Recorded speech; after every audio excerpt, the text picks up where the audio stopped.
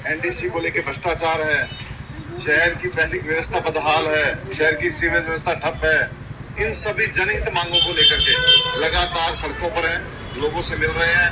गरीब परिवारों के मकान टूटे हुए हैं, उनके ऊपर कोई कार्य नहीं हो रहा है।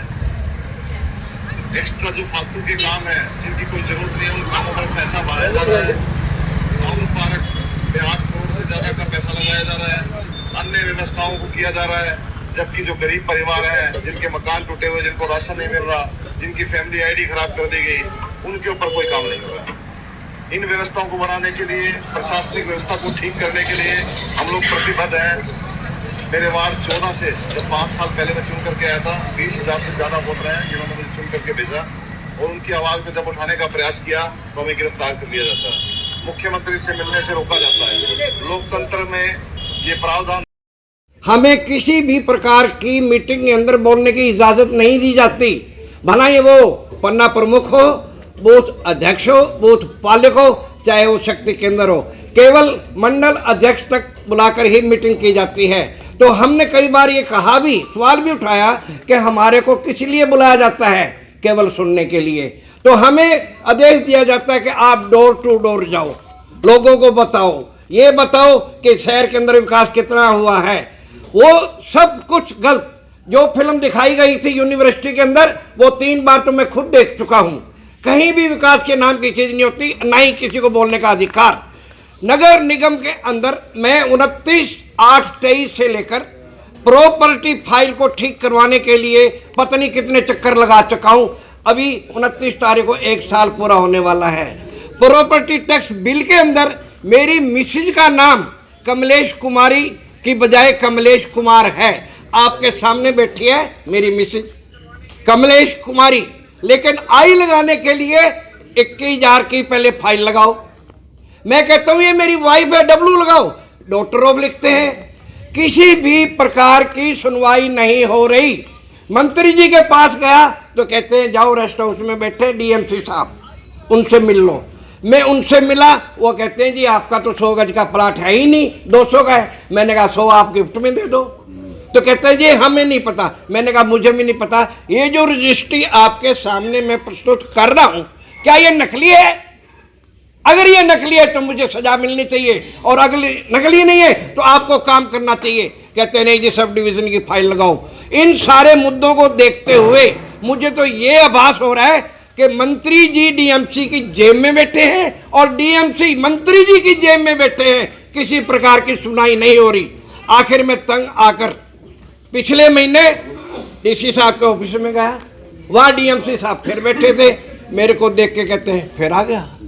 मैंने कहा जी जब तक ये ठीक नहीं होगी मैं आता रहूँगा। वो बोले नहीं होगा। मैंने कहा चलो कोई बात नहीं, पीछे मीटिंग रखी गई थी, मैंने आप बात रखी है। उसके बावजूद हमें किसी भी प्रकार की बोलने नहीं दिया जाता। इसका उदाहरण 25 जुलाई को आप सबने देखा ही होगा। ये यूनिवर्सिटी के अंदर आदरणीय मुख्यमंत्री जी ने मेयर, डिप्टी मेयर और पार्षद बुलाए, ये जानने के लिए कि हम तीसरी बार हरियाणा के अंदर पार्टी को कैसे ला सकते हैं, अपने अपने विचार व्यक्त करें। लेकिन वहां तो बोलने की आजादी ही नहीं थी। जैसे ही मंत्री जी की फिल्म दिखाई गई तो अमित जी को बुरा लगा, गलत लगा कि ये हमें सबको मूर्ख बनाया जा रहा है। जैसे ही फिल्म खत्म हुई तो अमित जी के खड़े हो गए और कहने लगे आदरणीय मुख्यमंत्री जी ये आपको गुमराह किया जा रहा है। शहर में चलिए मैं आपको दिखाता हूँ सीवरेज की व्यवस्था क्या है, पानी की व्यवस्था क्या है। 1.5 साल से लोग प्रॉपर्टी टैक्स ठीक करवाने के लिए नगर निगम के अंदर धक्के खा रहे हैं, पर किसी की सुनाई नहीं हो रही। फिर क्या था, कुछ चमचे और कुछ प्रशासनिक अधिकारी आए और अमित जी का मुंह बंद करके बाहर ले गए स्वागत करते हुए, चलिए भाई साहब आपके यहाँ कोई जरूरत नहीं है।